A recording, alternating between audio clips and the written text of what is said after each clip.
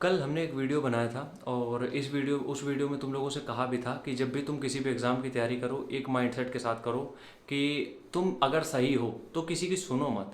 आजकल कुछ दिन पहले एक थ्योरी आई थी। कुछ दिन पहले क्या, जब से तुमने जन्म लिया तब से तुम सुन ही रहे होगे ये कि ज्ञान जहाँ से मिले बटोर लो। ये थ्री इडियट में भी बताया गया था।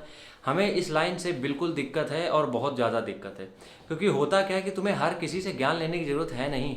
हर कोई तुम्हें सही ज्ञान दे नहीं रहा है। हम बस इतना चाहते हैं कि तुम पहले खुद में करेक्ट हो जाओ, क्योंकि गलती तो तुम ज़िंदगी भर करोगे, हम भी करते हैं, तुम भी करोगे। लेकिन खुद में चीज़ें अगर तुम्हारी सही होती जा रही हैं तब तुम आगे जाके किसी से भी ज्ञान ले सकते हो।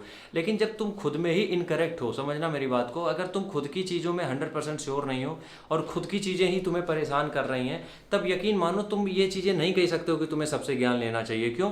जब तुम्हारा दिमाग डब्बा है, जब तुम्हारे दिमाग में मतलब तुम्हारे पास बुद्धि है ही नहीं, तो आदमी चाहे सही बताएगा, इधर से कोई गलत बताएगा, सब तुम फीड करे ले रहे हो और वही तुम्हारी लाइफ में आ जाएगा। उसका कोई मतलब बचेगा नहीं, कोई मज़ा नहीं बचेगा। इसलिए सबसे पहली चीज़ तो यही है कि पहले खुद को करेक्ट करना सीखो कि तुम जो डिसीजन ले रहे हो वो कितने करेक्ट हैं, या फिर तुम अपनी लाइफ में जो कर रहे हो वो तुम्हारे लिए कितना करेक्ट है, दूसरों के लिए कितना करेक्ट है। जब ये चीज़ें क्लियर हो गई तो उसके बाद तुम्हें किसी की सुनने की ज़रूरत नहीं है। क्योंकि आजकल अगर तुम ये लाइन जब लिखी गई होगी तब वो इस तरीके के आज का फ्रॉड वाला माहौल होगा नहीं। क्योंकि आज के टाइम पे अगर तुम सबकी सुनते हो तो कभी भी तुम वो कर ही नहीं पाओगे जो तुम करना चाहते हो।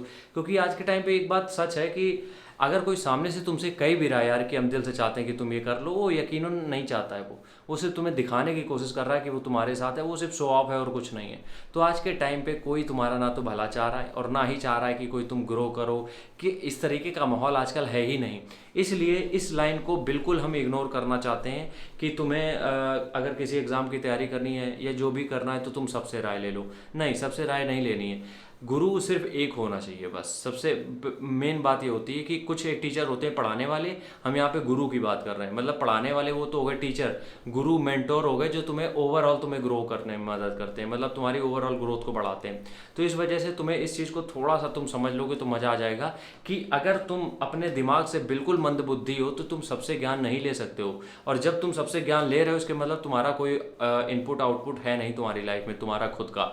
तो सबसे पहले खुद को करेक्ट करना सीखो।